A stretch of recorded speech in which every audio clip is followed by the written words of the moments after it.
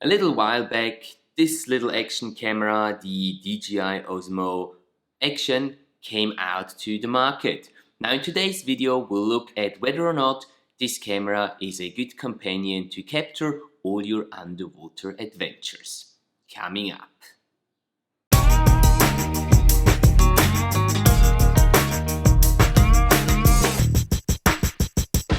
Hi again and welcome to my channel. It's nice to have you here again. For those of you who don't know me, my name is Matthias and I'm an underwater cinematographer and filmmaker, normally based in Zurich, Switzerland, but for the past 4 weeks I have been traveling in Australia. I have been sailing, I have been snorkeling and scuba diving alongside the beautiful eastern Australian coast, on the Great Barrier Reef, as well around the Whitsunday Islands.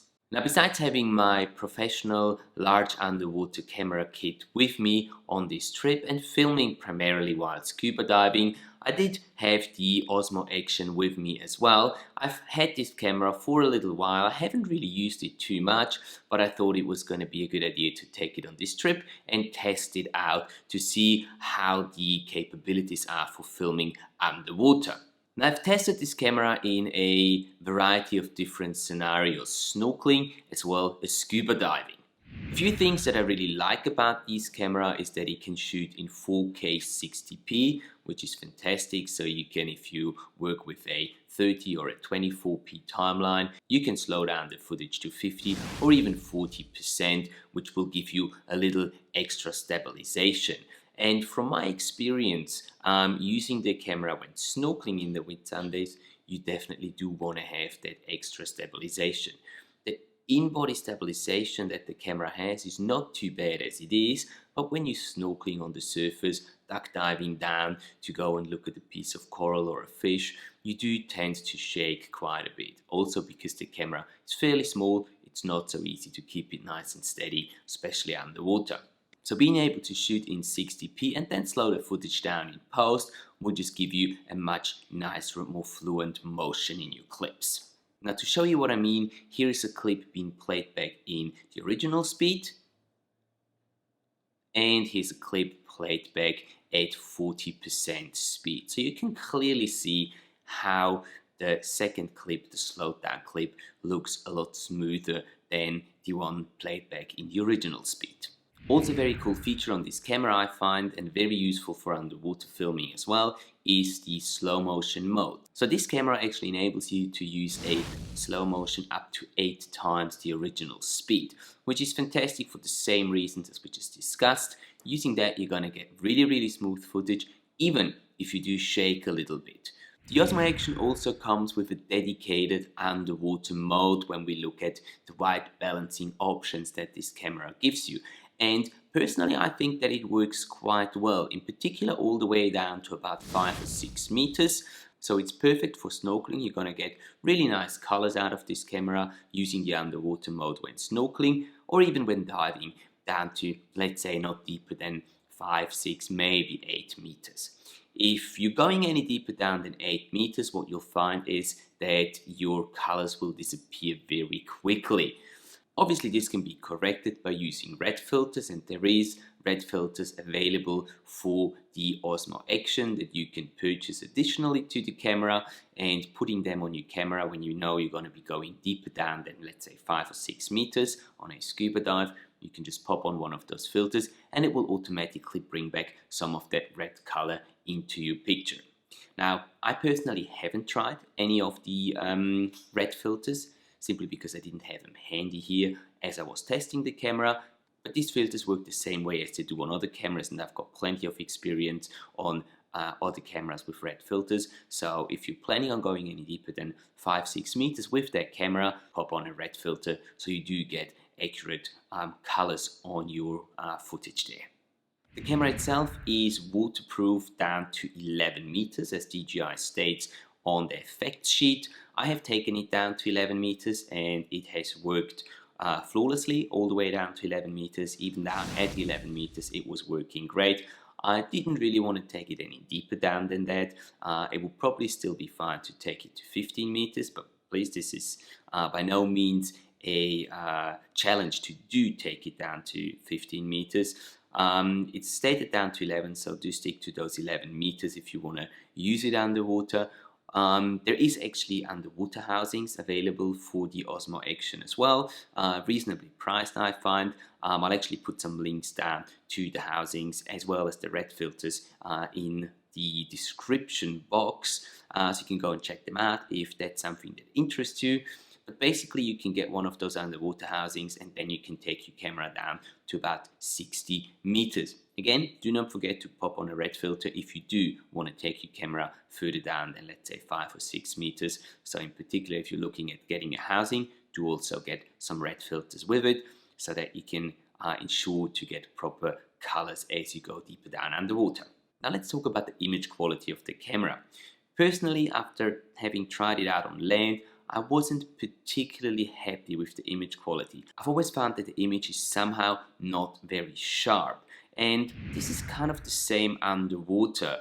It's not something that is like a killer criterion for me, but comparing it to obviously my larger, more professional rig that I'm using, the image is just slightly softer on the Osmo Action.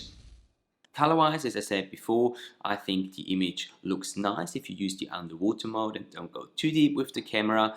I personally use the camera in Cine-like D mode for all the shooting, snorkeling as well as scuba diving. I really enjoy it. I really like this mode simply because it gave me a flatter looking image. But then in post-production I was able to work a lot on those colors. I was able to push the colors that I really wanted to pop a little more in the image, and that has actually worked quite well. I'm actually quite surprised how much I can work with those colors. I can pull those colors and the image still looks quite okay to me. So let's have a quick look at some of the images that I was able capturing with the Osmo Action on this trip, snorkeling as well as scuba diving. I'll show you some images as they come out of the camera itself, and then obviously also color corrected, so you can see how the original footage looks and what it looks like once I've put some editing, some color correction work into it as well. Enjoy.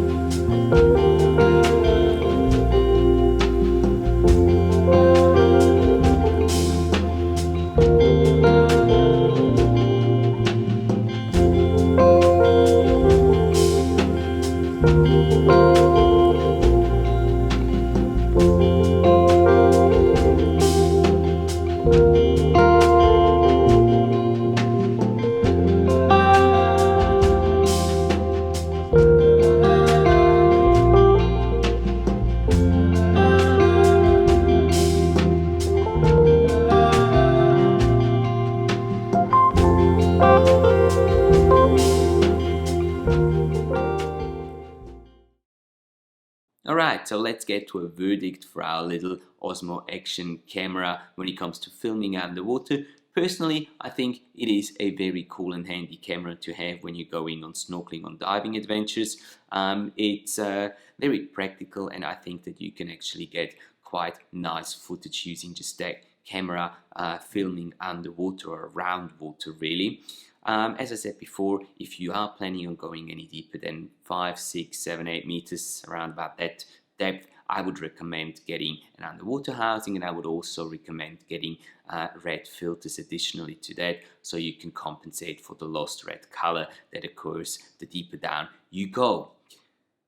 Other than that, I think the camera is really good. The footage looks fine, and putting a little bit of work into post-production, you can pull out some really nice results. And I can actually recommend this camera for filming mainly snorkeling and very shallow diving. I haven't really had a lot of experience testing it further down in deeper water, but this is something that I'm probably going to be doing in the coming few months. Now, as you guys know, I am a big fan of the paralens cameras, simply because of their dynamic color correction. So you don't really need any filters or anything with the camera. It just adjusts the colors according to the depth that you're in. So throughout the entire testing of the Osmo Action, I was always also comparing the results of this camera with the paralens. I haven't really looked in detail at the results and at the footage and compared it one to one. If that's something that you're interested in, seeing how this camera, the Osmo Action, compares to the paralens underwater camera, if that's something that you're keen on, please let me know down in the comment section, and I'll be happy to create another video specifically comparing those two cameras together and giving you my input on which one I think is better suited for what scenarios. Alright, and that was basically it, guys. For me, it's about time to pack up my gear and head to the airport. I'm actually leaving Cairns. I'm leaving Australia today.